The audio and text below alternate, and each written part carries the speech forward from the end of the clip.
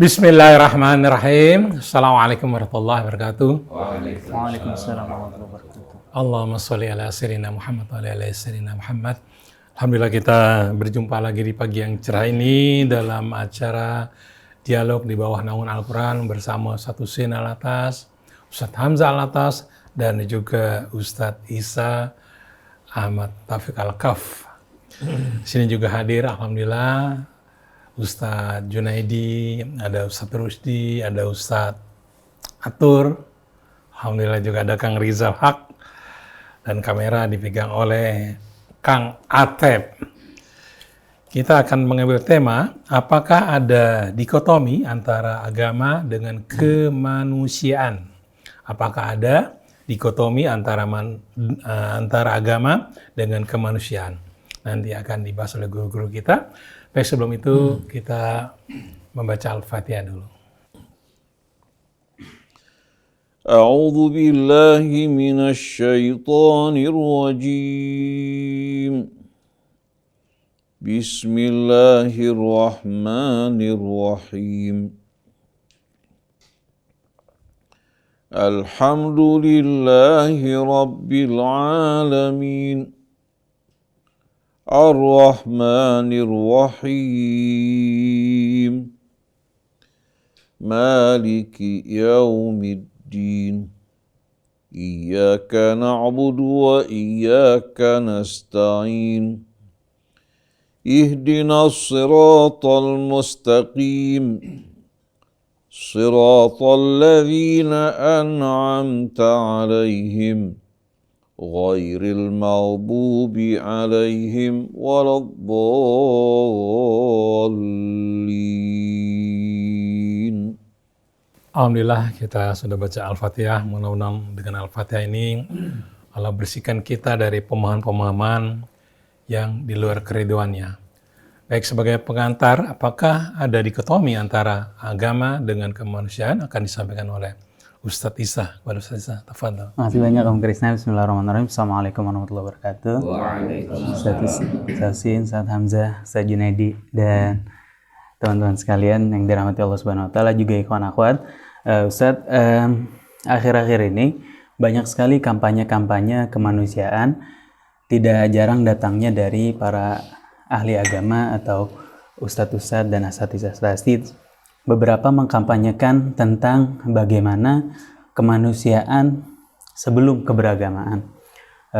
Di luar negeri, Habib Ali Al-Jufri bahkan menulis buku Al-Insaniyah Qabla Tadayyun, kemanusiaan sebelum keberagamaan. Kemudian dari beberapa kampanye ini muncul pertanyaan, apakah agama dan kemanusiaan ada dikotomi tersendiri, Ustaz? Apakah memang terpisah kemanusiaan dan agama? Lantas bagaimana dengan firman Allah Subhanahu wa taala, a'udzubillahi minasyaitonirrajim, innas salata tanha 'anil fahsya'i wal munkar. Sungguhnya salat mencegah dari kegiatan yang keji dan mungkar. Artinya kan di ayat ini menunjukkan bahwa ibadah-ibadah yang kita lakukan, ibadah-ibadah ritual yang kita lakukan seharusnya berpengaruh terhadap kehidupan sosial kita, dalam hal ini kemanusiaan. Dan apakah agama itu apakah kemanusiaan itu merupakan bagian dari agama sebenarnya, Ustaz? Sehingga tidak perlu dipisahkan istilah-istilahnya kemanusiaan dan agama. Mungkin silakan Ustaz Husain Alatas terlebih dahulu. A'udzu billahi minasy syaithanir rajim. Bismillahirrahmanirrahim. Alhamdulillah wasyukru lillah. Lakal hamdu ya Rabbana ala hidayatika lana waj'altana muslimina mu'minin. Allahumma salli wa sallim wa barik ala abdika wa rasulika sayyidina wa nabiyyina Muhammadin wa alihi wa sahbihi wa sallim. Rabbana waj'alna muslimina laka wa min dhurriyyatina ummatan muslimatan lak wa arina manasikana wa tub alaina innaka antat tawwabur rahim. Rabbana atina min ladunka rahmah wa hayyi' lana min amrina rasyada Rabbana zidna ilman wa alhiqna bis salihin. Allahumma atina min indika rahmah wa 'allimna min ladunka ilman nafi'a wa anfa'na bima 'allamtana. Wa ba'du, ikhwan akhwat pendengar pemirsa Radio TV Silaturahim yang dirahmati Allah. Ustaz Hamzah bin Attas Al-Attas, Ustaz Muhammad Kresna, Ustaz Isa bin Ahmad Taufik, ada Ustaz Junaidi bersama rekan-rekan, itu pula Rizal, Ateb, dan semua keluarga besar Radio Silaturahim yang dirahmati Allah, seluruh kaum muslimin dan muslimat, seluruh ikhwan akhwat dalam kemanusiaan yang berasal dari ayah ibu yang sama. Assalamullahi alaikum jami'an warahmatullahi wabarakatuh.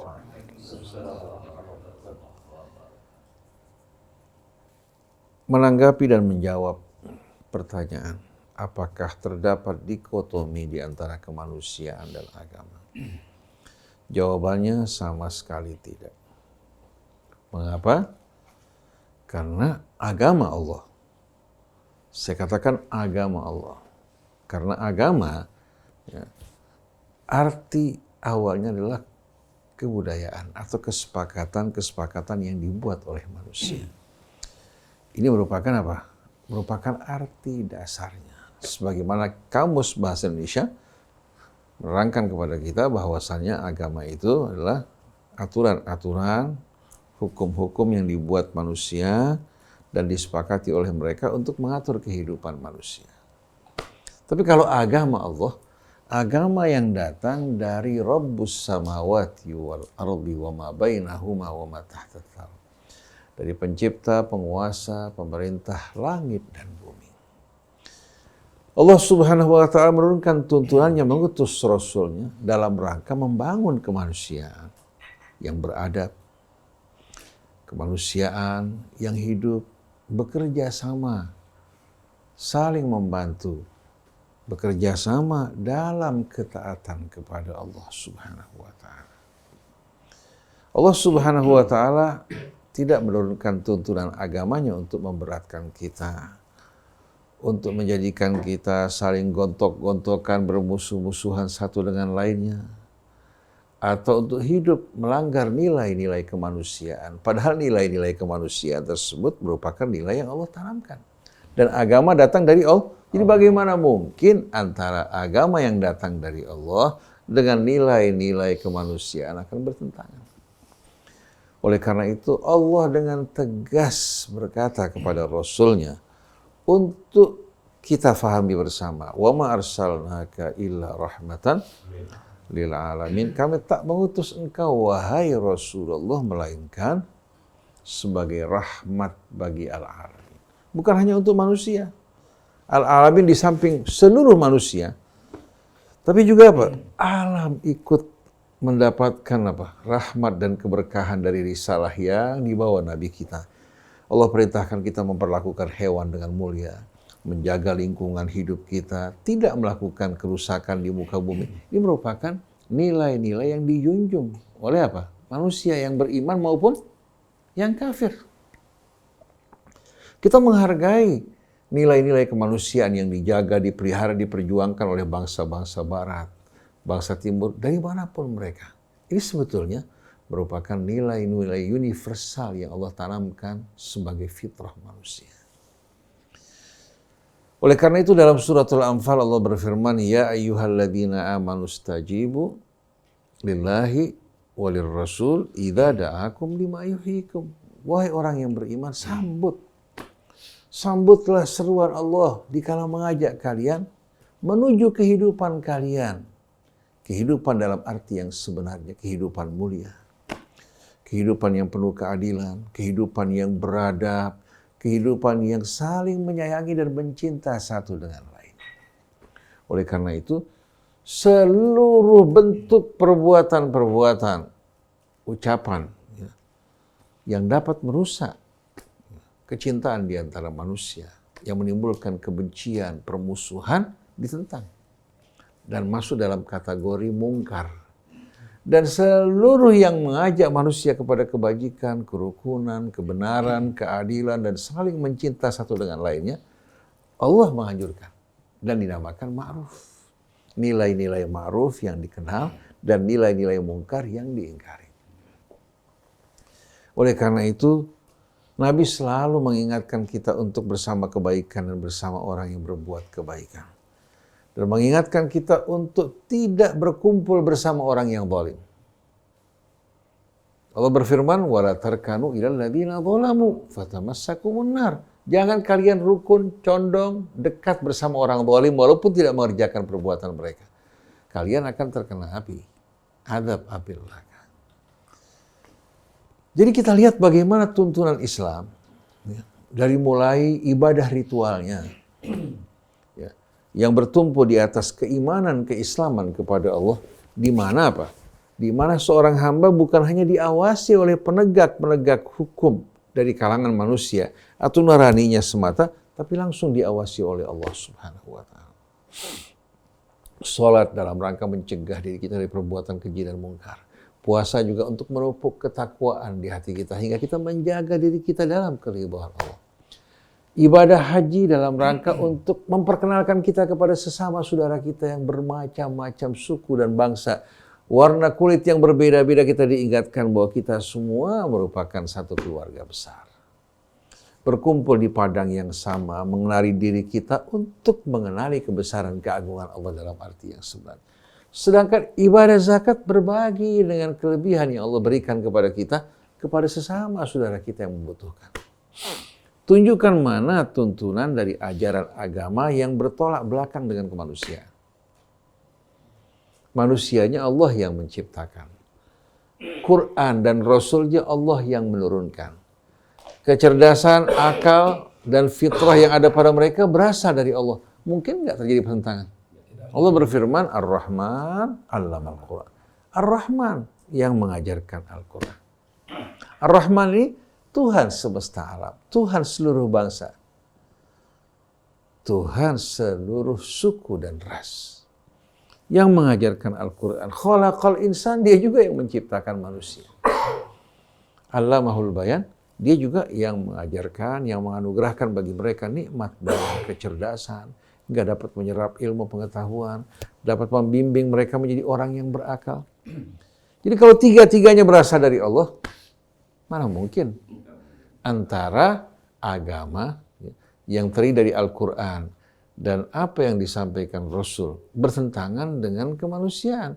Padahal tujuan dari agama untuk apa? Menyempurnakan akhlak dan pekerti manusia. Sebagaimana ucapan Nabi, innama bu'itsu liutammima makarimal akhlak. Sesungguhnya aku diutus untuk menyempurnakan bukan hanya akhlak, tapi pekerti-pekerti yang luhur. Yang sudah ditanamkan Allah dalam fitrah manusia, disempurnakan oleh Nabi, diasah, diasuh, dipupuk, dan disiram. Contohnya masyarakat yang tadinya hidup tenggelam dalam kejahiliahan, dengan asuhan Nabi kita di bawah naungan Al-Quran, mengubah mereka menjadi masyarakat yang tadinya egois, mementingkan diri sendiri, mengutamakan saudara mereka. Yang tadinya disekat-sekat oleh sekat-sekat dan kasta-kasta, tingkatan, mereka disatukan bersama-sama duduk. La fadla li arabiyyin ala ajami, wala li ajami ala arabi illa bittaqwa. An-nasu sawasiyatun indallah ka'asnanil musyud. Manusia semua sama di mata Allah, bagikan gigi-gigi sisir. Bagikan gigi sisir. Semua di mata Allah sama, tidak berbeda. Tidak ada keutamaan bagi yang putih terhadap yang hitam terhadap yang putih, kecuali dengan ketakwaan pada Allah.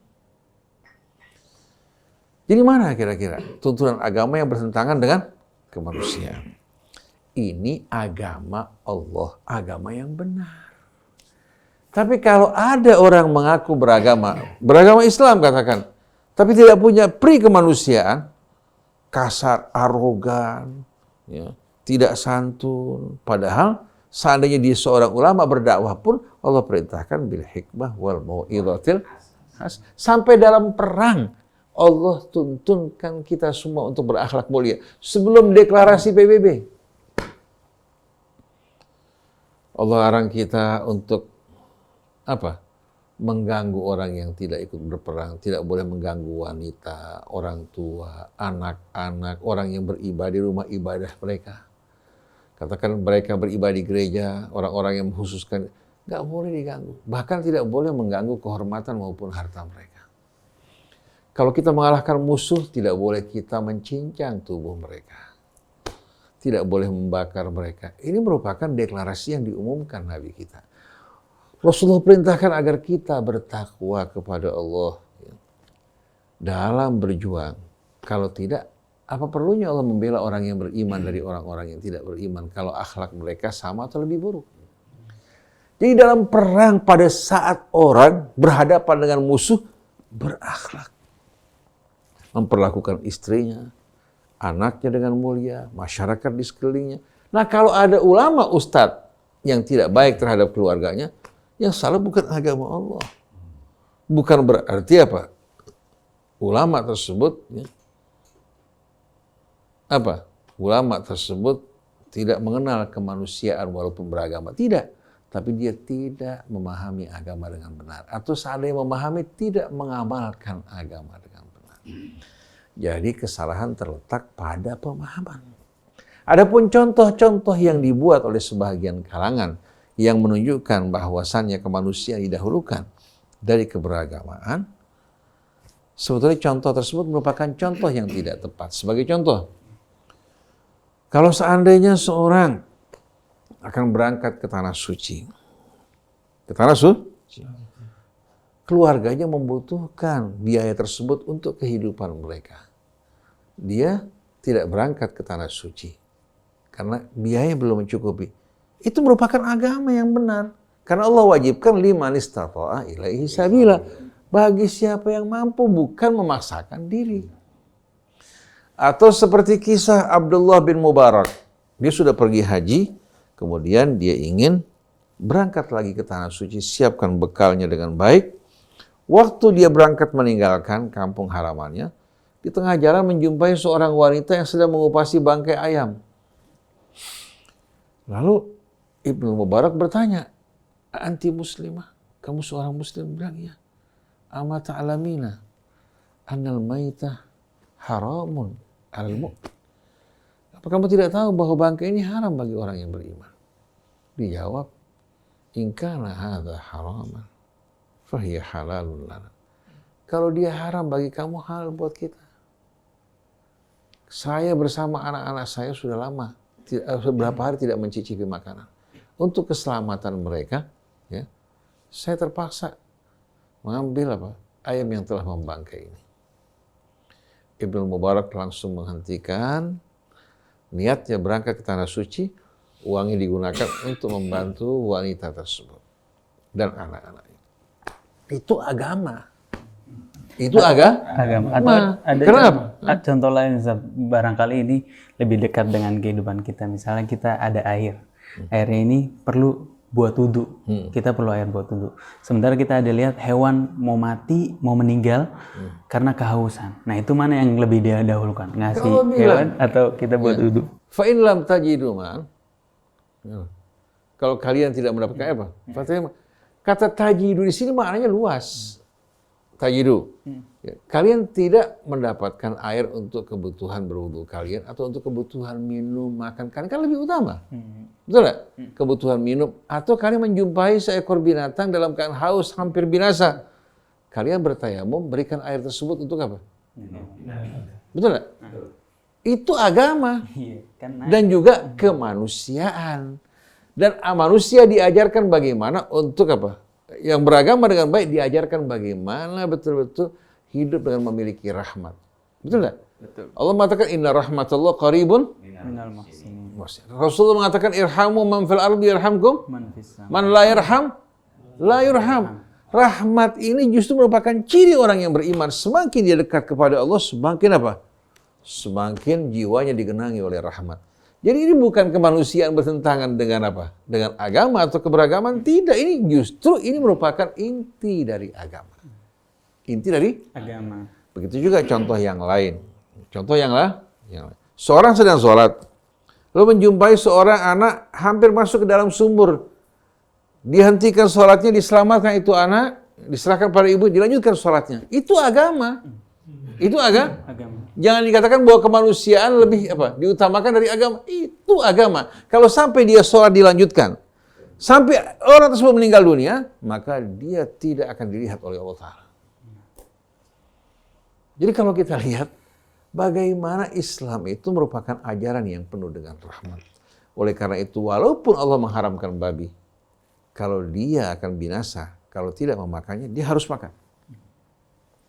Oleh karena itu, ada namanya hukum emergensi. Famaniturra ghairu baghin wala adin fa inna rabbaka ghafurur rahim. Fala itsma alaihi dalam ayat yang lain. Betul enggak? Jadi Allah Subhanahu wa taala berikan solusi pada saat kita mengalami kondisi darurat. Ada lagi kondisi sempit, bukan darurat, namanya raf'ul haraj. Artinya kalau kita kerjakan tidak akan binasa, tapi memberatkan kita. Orang melakukan perjalanan, dia berpuasa. Memberatkan enggak? Maka Allah berikan dia izin berbuka. Itu bukan darurat namanya, tapi raf'ul haraj, menghilangkan kesempitan. Dia sakit, Allah izinkan dia berbuka puasa. Padahal dia merasa kalau dia puasa, katakan dia nyaman, tidak ada masalah apa, Allah izinkan. Tapi kalau dia merasa dia berpuasa semakin sehat, dia memilih untuk lanjutkan puasa, silakan. Contohnya orang punya gulanya tinggi, dengan puasa kan bagus, betul enggak? Kecuali kalau gulanya drop. Jadi kalau kita perhatikan sama-sama, Islam selalu mengutamakan kemaslahatan. Dari apa? Kemaslahatan yang besar dari maslahat yang lebih kecil. Jadi kalau ada dua maslahat, ya, satu lebih besar, satu lebih kecil, maka maslahat yang lebih besar kita utamakan. Kalau bertubrukan antara maslahat dan bahaya, maka kita harus mendahulukan bahaya daripada mengerjakan maslahat. Daf'u madharratin muqaddamun ala jalbi maslahah. Menolak bahaya lebih diutamakan daripada mengerjakan. Contohnya kita sholat, perintah dari Allah kan? Ya. Tapi kalau kita biarkan orang dalam keadaan celaka berbahaya bagaimana? Kita selamatkan itu orang, setelah itu lanjutkan sholat. Oleh karena itu, apa-apa yang tidak terdapat tuntunan secara tegas dalam teks-teks agama, para ulama memetik kaidah-kaidah yang membantu kita mana yang harus kita kerjakan pada saat tidak terdapat teks yang tegas. Yang pertama, kita menjaga namanya apa? Hifdzu al-masalih al-khams. Menjaga 5 maslahat. 5 maslahat ya, yang betul-betul apa? Wajib untuk kita jaga. Jadi kalau ada masalah, tidak terdapat nas yang tegas, ya, karena pada masa dahulu kala belum ada, maka kita masukkan ke dalam apa? Ke dalam al-masalih al-khams. Yang pertama, hifdzuddin, menjaga agama itu. Agama Allah lebih dari segala-galanya. Oleh karena itu, seorang demi menjaga agama Allah, seandainya dia mengorbankan hartanya dan nyawanya, Allah tidak akan sia-siakan. Jadi mengorbankan dirinya untuk apa? Menjaga agama Allah. Kalau agama Allah bakal dirusak, ya. Kemaksiatan merajalela, kezaliman berlangsung, ya. Meninggalkan tuntunan Allah Subhanahu wa taala, orang yang berjuang kemudian dirinya binasa di jalan Allah, dia mati dalam keadaan syahid. Dalam keadaan syahid. Jadi menjaga agama ini tuntunannya sama dengan menjaga kemanusiaan. Tapi kalau kita menjaga maslahat kecil, korbankan agama, kita menghancurkan kemaslahatan yang lebih besar. Karena maslahat di mata kita sifatnya apa? Sifatnya apa? Individu. Atau maslahat yang kecil. Sedangkan menjaga agama, menjaga maslahat yang lebih besar. Karena agama tujuannya untuk membangun, membina kemanusiaan. Jadi menjaga agama lebih diutamakan daripada apa? Nyawa kita, bahkan harta kita.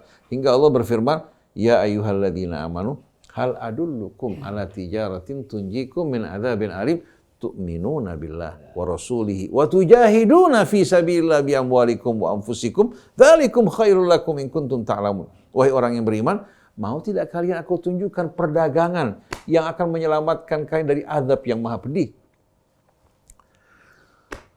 Jawabannya, beriman kepada Allah dan berjihad di jalan Allah dengan apa? Harta kalian dan nyawa kalian. Itu akan lebih baik bagi kalian kalau kalian tahu. Berjuang di sini bukan hanya sebatas perang di medan perang. Berjuang di sini, setiap orang berjuang dengan apa? Dengan potensi dan posisi yang ditempati. Seorang guru berjuang dalam bidangnya. Seorang dokter berjuang dalam bidangnya. bagaimana dia melayani masyarakat dengan penuh kemanusiaan.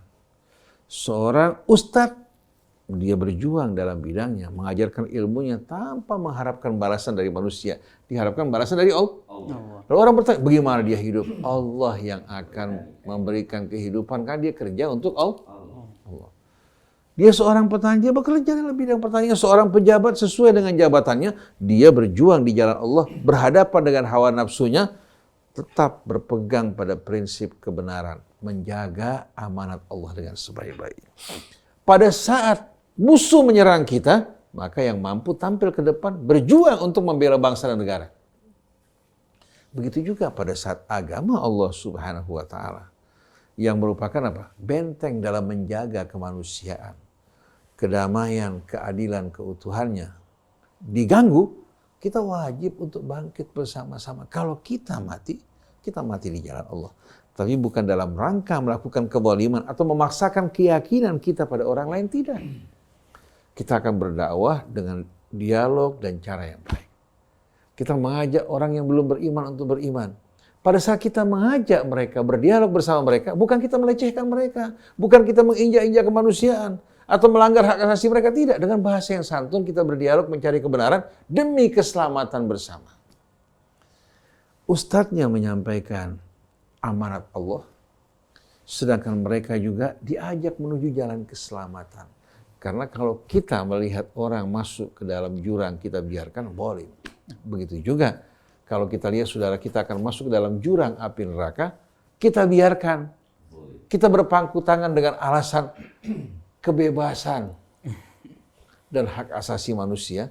Ini namanya zalim. Sebagaimana seorang kalau datang bawa minyak, bawa api, mau bakar rumah orang, kita biarkan. Itu kan pilihan dia. Boleh nggak? Zalim dong. Jadi kalau mereka mengatakan bahwasannya kemanusiaan lebih diutamakan dari keberagamaan, berarti beranggapan bahwa agama itu bukan membimbing manusia menuju apa? Kemuliaan. Padahal yang menjadi apa? Yang menjadi objek pendidikan dari agama adalah manusia. Manusia. Dengan tuntunan agama, dengan keimanan kepada hari akhirat, manusia betul-betul berhati-hati dalam sepak terjang.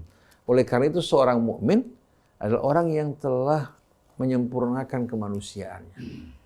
Bukan dilihat dari jenggotnya, bukan dari jubahnya, sorbannya kayak saya, tidak. Ini bukan tanda apa orang yang beriman yang sejati. Yang beriman yang sejati itu yang betul-betul memiliki rasa kemanusiaan yang tinggi, penuh kecintaan, berakhlak baik dan mulia. Itu manusia.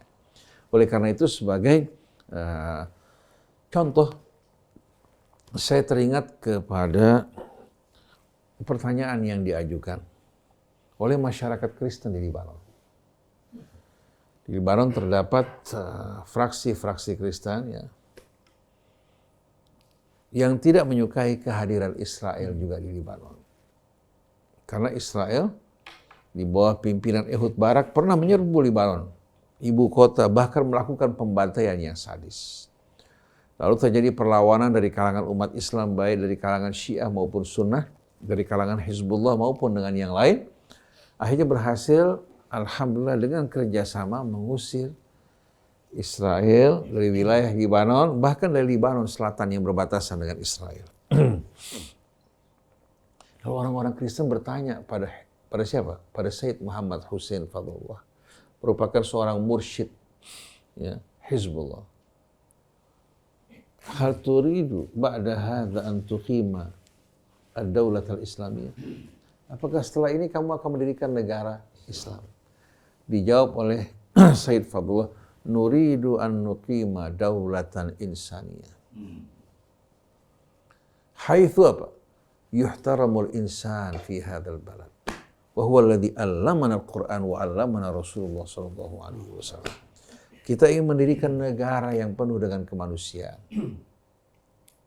Sebagaimana yang diajarkan oleh Islam, diajarkan oleh Al-Quran, diajarkan oleh Rasul, di mana setiap manusia dihargai, dihormati. Berbeda agama, lana a'maluna walakum a'malukum.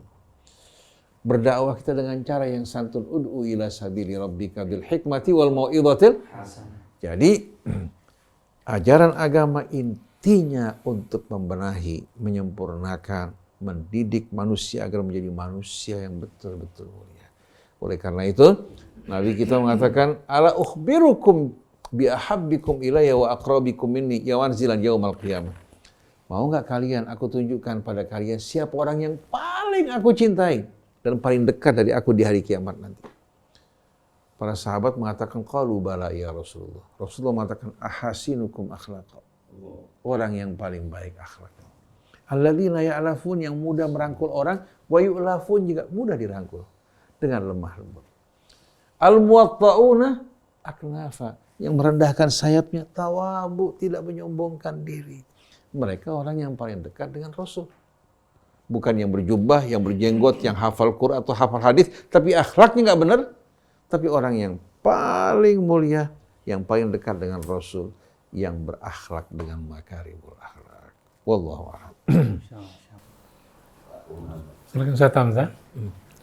Bismillahirrahmanirrahim. Alhamdulillahirabbil alamin. Allahumma shalli wa sallim ala sayyidina Muhammadin wa ala ali sayyidina Muhammad. Rabbana zidna ilma wa alhiqna bis salihin. Rabbana la tuzigh qulubana ba'da idh hadaytana wa hab lana min ladunka rahmah innaka antal wahhab. Alhamdulillah. Kita sudah mendengar penjelasan dari guru kita Ustaz Husain bin Hamid Al-Attas tentang tidak ada dikotomi antara agama dan kemanusiaan. Asumsi adanya dikotomi antara agama dan kemanusiaan ini lahir biasanya dari pemahaman yang sempit tentang agama. Agama dipahami hanya sebagai ritual-ritual saja. Agama dipahami hanya sebagai simbol-simbol. Dan agama dipahami hanya sebagai ucapan-ucapan yang tidak berdampak, yang tidak direalisasikan dengan perbuatan. Inilah yang sehingga menimbulkan persepsi dan anggapan bahwasanya ada dikotomi antara agama dan kemanusiaan. Sehingga mana yang harus didahulukan, agama atau kemanusiaan. Kalau kita pahami secara global risalah Nabi kita Muhammad sallallahu alaihi wasallam seperti yang tadi sudah dibacakan. Al-Ustaz Husain, wa ma arsalnaka illa rahmatan lil alamin. Tidaklah kami mengutus engkau melainkan sebagai rahmat bagi seluruh alam. Bukan saja kepada manusia. Sebagian mufassir menafsirkan alamin maksudnya adalah manusia dan jin. Tidak. Dijelaskan oleh Allah Subhanahu wa taala ketika Firaun bertanya, "Wa ma rabbul alamin?" Apa itu Rabbul Alamin? Ketika Nabi Musa mengatakan, aku ini diutus. Ana Rasulur Rabbil Alamin. Wa ma Rabbul Alamin? Apa itu Rabbul Alamin? Qala Rabbus samawati wal ardi wa ma bainahuma in kuntum muqinin. Nabi Musa mengatakan Rabbul Alamin, arti alamin di sini adalah Rabbus samawati wal ardi. Allah itu Tuhan dari langit-langit dan bumi. Wa ma bainahuma, dan apa yang ada di antara keduanya. In kuntum mu'minin. Jadi alamin ini ketika rahmat Rasulullah dikatakan rahmat lil alamin, rahmat untuk semuanya, bukan saja untuk manusia, tapi juga untuk semua makhluk.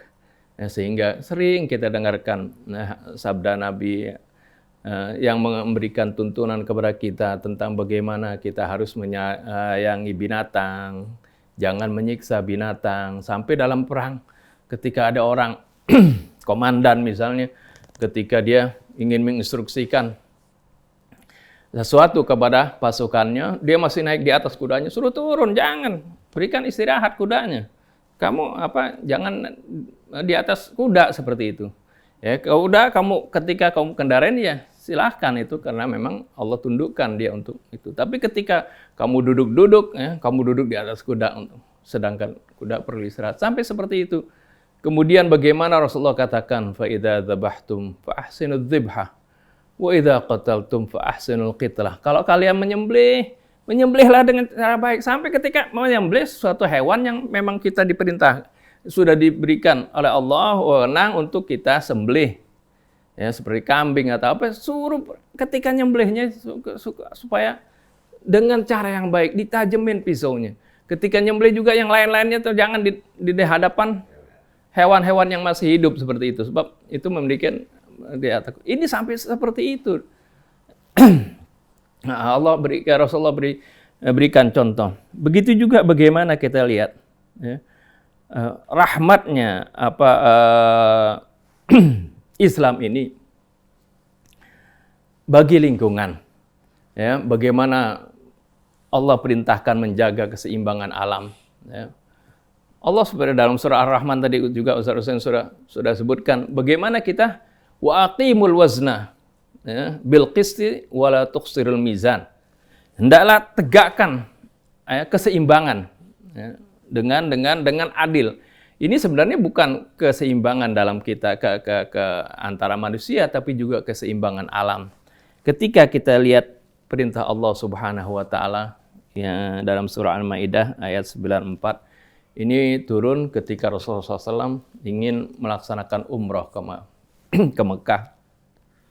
Bagaimana diingatkan, ya ayyuhalladzina amanu la yabluwannakumullahu bisyai'im minas saydi tanaluhu aydikum wa rimahukum liya'lamallahu man yakhafuhu bil ghaib faman i'tada ba'da dzalika falahu 'adzabun alim. Ya ayyuhalladzina amanu la taqtulus sayda wa antum hurum wa man qatalahu minkum muta'ammidan fajaza'un mithlu ma qatala minan na'mi yahkum bihi dhawa 'adlin minkum hadiyan balighal ka'bah aw kafaratun ta'amu masakin aw adlu dzalika siyaman liyadhuqa wabala amrih afallahu amma salaf wa man 'ada fayantaqimullahu min wallahu 'azizun dzuntiqam.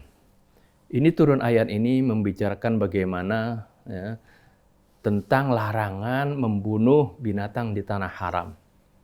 Allah Subhanahu wa taala larang ya, membunuh binatang atau mencabut pohonan di sana dilarang. Kenapa? Karena ya, tanah haram ini adalah tanah yang akan dikunjungi oleh banyak orang. Ya, jutaan orang datang ke sana. Kalau sembarangan orang membunuhin hewan-hewan di sana, niscaya apa ini? Yang terjadi kan punah kan? Oleh karena itu Allah Subhanahu wa taala larang. Ya, jadi hikmah dari dilarangnya kita membunuh hewan di tanah haram itu salah satunya adalah bagaimana kita ini harus melestarikan alam ini, keseimbangan alam. Ya, keseimbangan binatang-binatang, tumbuh-tumbuhan. Ini Allah turunkan karena ayat Qur'annya turun di Jazirah Arab, Allah berikan contoh tanah haram. Begitu juga misalnya untuk di daerah-daerah lain seperti itu. Ketika tidak adanya keseimbangan, ya misalnya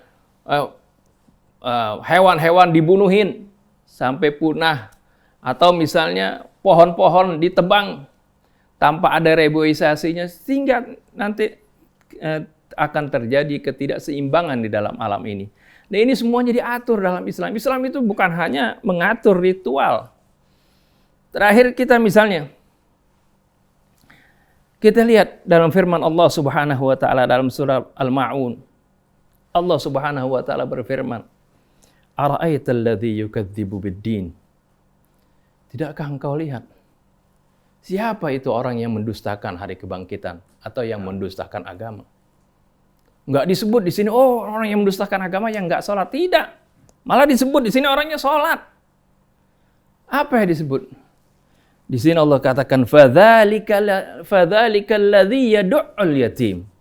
Orang yang mendustakan agama atau orang yang mendustakan yaumuddin, hari kebangkitan nanti, yaumul hisab, adalah Allah sebutkan dulu alladzi yad'ul yatim, orang yang menghadik anak yatim, enggak peduli kepada anak-anak yatim. Ini artinya menunjukkan bagaimana dia itu walaupun dia pakai sorban, pakai apa, kalau dia perilakunya tidak baik terhadap manusia, Allah katakan ini yukadzibu bid-din, dia mendustai agama. Ya.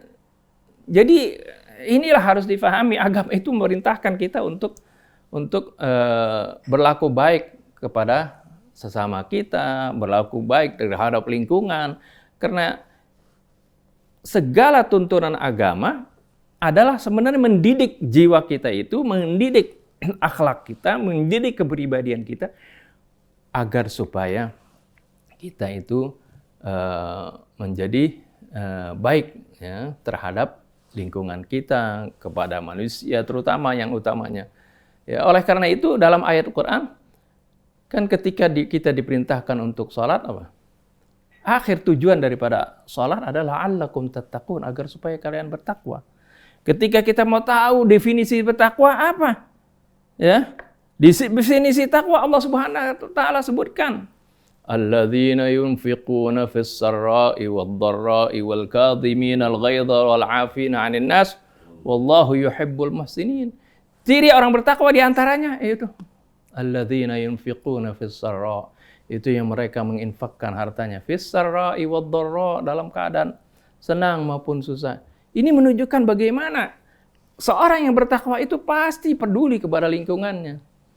Jadi ini bagaimana Islam ini mendidik ya, kita ini di dalam agama ini adalah mendidik akhlak kita, mendidik kepribadian kita agar supaya kita menjadi orang-orang yang peduli kepada lingkungan, peduli kepada terutama kepada kemanusiaan dan sebagainya. Ya, inilah yang disebutkan dalam Al-Quran.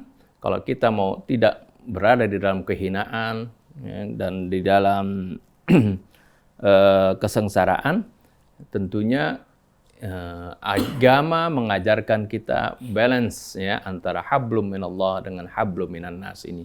Jadi tidak ada sama sekali dikotomi ya, antara agama ya, dan kemanusiaan, karena justru di dalam agama itu mendidik kita bagaimana kita menjadi manusia-manusia yang baik. Terakhir bagaimana kita lihat Rasulullah SAW pernah ketika di hadapan Ka'bah, memuji Ka'bah, menyebutkan ma'a'udhamak wa ma'asyrafak. Ya, alangkah agungnya engkau, alangkah mulianya engkau. Tapi demi Allah, walladzi nafsi biyadih. Demi Allah ya, yang jiwaku ada di hadapannya. Di dalam genggamannya, sungguhnya ya, kehormatan seorang muslim itu jauh lebih mulia daripada kalian. Jadi seorang manusia itu ya, karena manusia ini mulia, Allah Subhanahu wa taala walaqad karramna bani Adam. Allah muliakan manusia ini karena manusia adalah ciptaan Allah Subhanahu wa taala. Kalau Ka'bah ya, dibikin oleh manusia. Ketika Ka'bah runtuh ya, misalnya bisa dibangun lagi. Ketika manusia mati, nggak bisa orang menghidupkannya manusia ini. Karena ini adalah ciptaan Allah Subhanahu wa taala. Oleh karena itu, ya, bagaimana Islam sangat ya, menghargai kemanusiaan. Islam ini mendidik kita justru untuk berlaku baik kepada manusia, lingkungan, alam semesta dan ya, segala sesuatunya yang di antara kita diperintahkan untuk berlaku baik seperti itu, karena ini adalah bagian dari gemblengan Allah Subhanahu wa taala ketika kita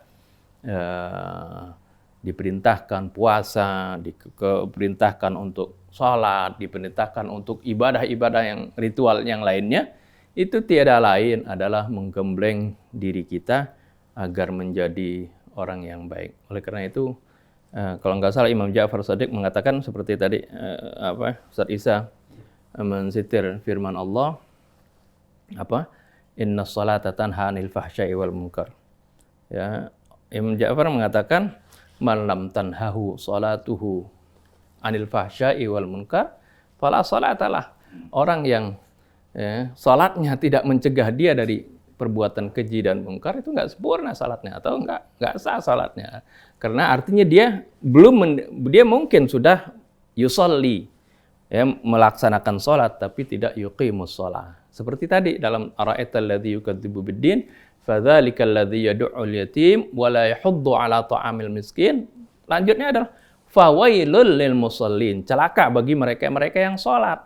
Yang salatnya gimana? Yang salatnya itu tidak berdampak kepada perilakunya. Alladzina hum yura'un, ya riya dalam salatnya bukan karena Allah. Wa yamna'unal ma'un, dan mereka enggan untuk memberikan bantuan walaupun bantuan yang remeh-temeh aja nggak mau, apalagi yang besar seperti itu. Nah, ini adalah merupakan bagaimana gambaran bahwasanya agama Allah ini adalah memerintahkan kepada kita untuk berlaku baik kepada lingkungan, bahkan ya, Allah tidak anggap dia itu melaksanakan sholat ya kalau dia tidak baik terhadap sesamanya. Allah. Tambahkan sedikit ya, berkaitan dengan al-masalihul khams tadi belum selesai. Jadi kita ulangi kembali bahwa agama menegaskan kepada kita untuk menjaga, memelihara 5 prinsip yang utama. Pertama, menjaga ad-din, karena tujuan dari din untuk apa? Untuk memelihara, menjaga, mengasuh, dan menyempurnakan kemanusiaan. Sebagaimana kita lihat hukum-hukum di alam raya yang ditetapkan Allah Subhanahu wa Ta'ala dalam rangka menjaga keseimbangan alam raya dan seluruh isinya. Yang kedua, hifdzun nafsi, menjaga jiwa manusia. Baik dia muslim maupun non-muslim, tidak boleh kita membunuh, melenyapkan jiwa seseorang tanpa dasar kebenaran. Berbeda agama tidak mengizinkan kita untuk membinasakan seseorang. Kita diperintahkan untuk berdakwah, na'am, dengan cara yang penuh hikmah, menjelaskan agama Allah agar jelas baginya. Kalau dia menolak, lana a'maluna walakum a'malukum lakum dinukum waliyadin. Yang ketiga, menjaga akal. Akal ini merupakan hal yang Allah perintahkan untuk kita jaga. Oleh karena itu Allah haramkan makanan, minuman yang dapat merusak akal kita seperti khamr. Khamr dalam bahasa Arab, al-khamru itu adalah yang menutupi. Oleh karena itu khimar artinya kerudung yang menutupi kepala. Nah, khamr ini baik yang cair seperti minuman atau dalam bentuk serbuk, bentuk apapun yang membuat kerusakan pada akal manusia haram. Kemudian yang keempat adalah hifdzun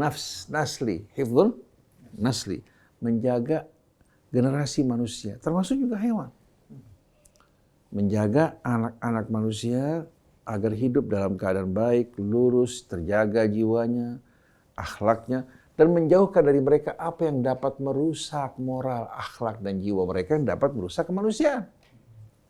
Yang kelima, hifdzul mal, menjaga harta agar tidak dibuang, dihambur-hamburkan dengan sia-sia yang akhirnya menjerumuskan kita ke dalam permainan syaitan. Harta yang digunakan untuk membantu sesama, menolong mereka yang menderita, memberikan bantuan pada mereka yang kekurangan, itu merupakan perintah dari Allah. Dan harta seseorang merupakan harta yang dihormati. Oleh karena tidak boleh kita mengambil harta seseorang tanpa dasar kebenaran. Kalau datang seorang ingin merampas harta kita, lalu kita bertarung bersamanya, kita mati syahid. Kalau kita bunuh orang tersebut, dia mati sia-sia. Oleh karena itu dalam hadis, man mata duna malihi mata syahidan, yang mati membela hartanya, mati syahid. Jadi kita lihat tuntunan Allah ini begitu indah. Ada kehormatan manusia, kehormatan juga dia punya apa? Dia punya harta, tidak boleh kita ganggu. Sampai dalam hajjatul wada, Rasulullah mengumumkan bahwasannya apa? Harta benda kalian, darah kalian, harta benda kalian, kehormatan kalian Allah haramkan. Sebagaimana haramnya hari ini, di bulan yang haram ini, di negeri yang hiyam Allah. Itu pada hari ke-10 Dzulhijjah, di bulan apa? Di bulan Dzulhijjah tanggal 10 dan di negeri yang diharamkan Allah. Jadi coba lihat bagaimana Islam betul-betul menekankan kepada kita untuk menjaga kemanusiaan dalam arti yang sempurna, bukan menjaga sebahagian manusia mengorbankan sebahagian besar manusia. Kita berikan kebebasan bagi para pengedar narkoba. Itu hak asasi dia. Tapi menghancurkan manusia. Membebaskan katakan perilaku seksual yang menyimpang. Laki-laki dengan laki-laki. Atau perempuan dengan perempuan. Atau mereka melakukan perzinahan. Ini merusak sendi-sendi kemanusiaan.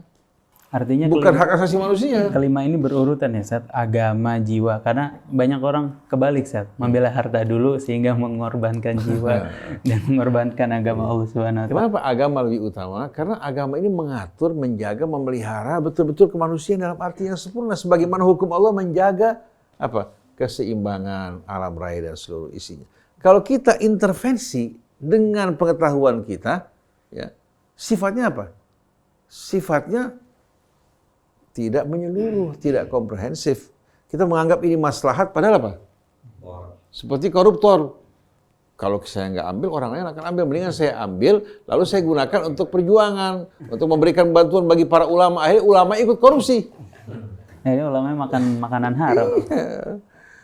Kalau jangan disia-sia, ini mubadzir Ustadz. Kita ambil, kita manfaatkan perjuangan. Allah katakan tidak boleh. Karena kalau kita ambil dana haram, berarti kita membuat kerusakan dalam arti yang besar. Contohnya, seorang koruptor ketika dia mengambil harta, katakan semuanya diinfakkan.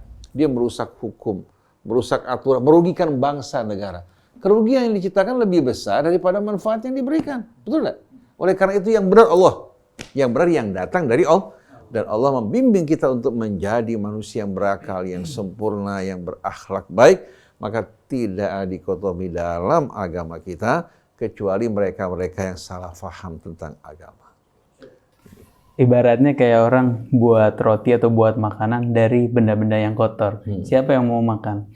Kayak orang yang menyumbang atau menyumbangkan hartanya untuk perjuangan agama Allah, tapi pakai uang yang haram. Kurang lebih seperti itu ya, Ustaz. Jadi syaitan luar biasa pandainya. Menggunakan akal-akalan dan patgulipat. Akhirnya orang terjerumus dalam yang haram, ya, tanpa disadari.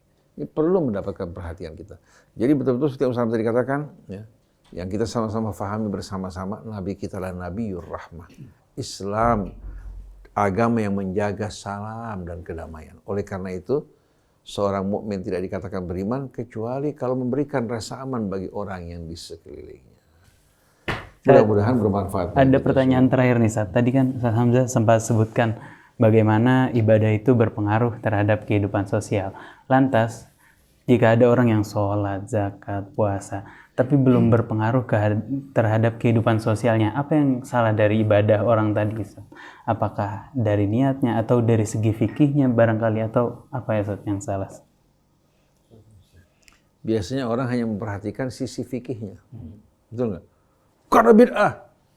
Padahal orang awam yang tidak sempurna sholatnya karena kurang pengetahuan, tapi dengan khusyuk, mungkin bisa lebih baik dari sebahagian orang yang kelihatan, ya, hafal Quran dengan baik, persyaratan dipenuhi, tapi dengan kesombongan.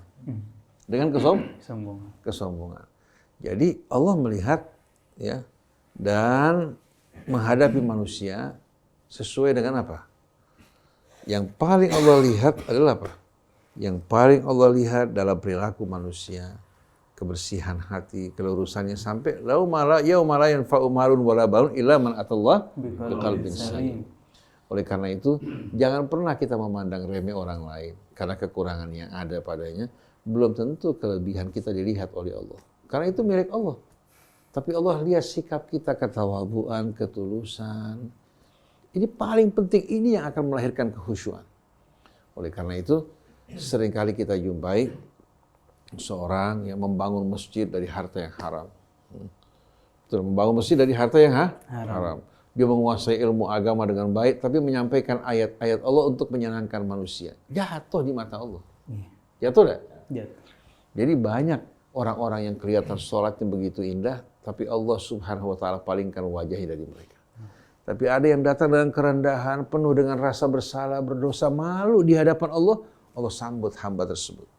Oleh karena itu Allah mengatakan tilka darul akhiratu naj'aluha lil ladzina la yuriduna 'uluwan fil ardi wala fasada wal aqibatu lil muttaqin. Jadi perlu kebersihan hati, ketawaduan, dan kita membuka diri untuk mendengarkan nasihat-nasihat yang baik. Oleh karena itu sering kita jumpai masyarakat awam dengar nasihat air matanya berlinang-linang, sedangkan orang-orang yang kita anggap berada, berkemampuan, justru menyepelekan agama Allah. Dan pengikut para nabi pada umumnya apa? Kalangan mustad'afin. Yang siap berjuang, siap mati, siap berkorban. Yang kaya selalu hitungannya apa? Untungnya berapa? Berapa baliknya buat kita? Kalau saya sumbang, saya dapat nggak kursi kedudukan? Betul nggak? Tapi kalau orang awam, mereka cuma dagang kecil-kecilan, keluarkan dia punya infak. Sedangkan yang di atas memanfaatkan jabatan yang didukung oleh orang-orang yang di bawah untuk kepentingan pribadinya. La haula wala quwata illa billah. Jadi ikhlasun niyah, kemudian juga menjalankan ibadah kita dengan penuh ketulusan, itu yang akan dilihat oleh Allah Subhanahu wa taala. Kalau digambarkan itu apa? Ibadah kayak Imam Ghazali bilang, ibadah ini ada apa? Ada segi rohani, ada jasadnya gitu. Ada jasad, ada roh. Nah, kalau yang biasa yang melaksanakan hanya perhatikan ketil banget dalam syarat rukunnya aja, itu dia memperhatikan jasadnya saja, rohnya enggak. Nah, roh salat itu adalah yaitu tadi kehusyuan, keikhlasan niat, ketawadhuan, dan juga bagaimana implementasi daripada salat itu diaplikasikan dalam kehidupan sehari-hari. Itulah makna dari iqamus shalah yang sebenarnya seperti itu. Jadi bukan hanya casingnya aja, kalau itu syarat rukun bukan enggak berarti enggak penting, enggak, itu penting ini. Tapi jangan hanya itu gitu. Ya, gitu. Casingnya bagus, dalamnya bobrok. Orang yang Allah. Masya Allah. Jadi masalah hati ya Ustaz ya. Karena sekali lagi kalau ibadah tidak disertai dengan hati yang benar, balik lagi ke yang pernah berulang kali kita bahas, wa adallahullahu ala ilmin. Disesatkan di dalam pengetahuan ya. Mudah-mudahan Allah menjaga kita dari hal-hal seperti itu. Amin amin ya rabbal alamin. Masya Allah. Baik. Luar biasa, Islam ternyata mengatur semua segi kehidupan. Jadi apakah ada dikotomi antara agama dengan kemanusiaan? Jawabannya tidak sama sekali. Semua diatur oleh Islam, oleh agama. Baik, terima kasih Ustaz Hamzah. Baik, terima kasih Ustaz.